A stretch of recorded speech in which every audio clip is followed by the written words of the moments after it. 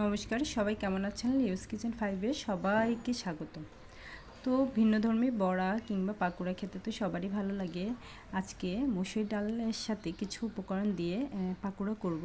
মসুরের ডালটাকে আমি আধা ঘন্টা ভিজিয়ে রেখে তারপরে ব্লেন্ডারে ব্লেন্ড করে নিয়েছি জল ছাড়া। এরপর ফুলকপিটাকে ছোট ছোট করে কেটে নিয়েছি, গাজরটাকে গ্রেট করে নিয়েছি।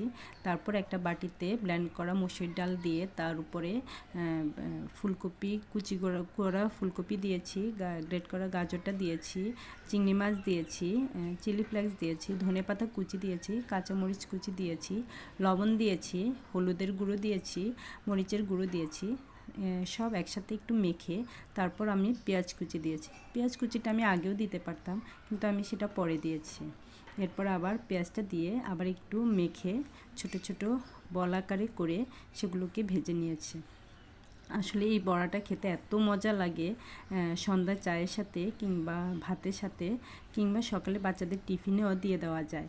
তো এভাবে করে একবার করে খেলে কিন্তু মন ভরবে না, একবার খেলে ইচ্ছে করবে যে আরেকবার করে খাই। তো করে খেয়ে দেখবেন, আমার মনে হয় আপনাদের অবশ্যই ভালো লাগবে।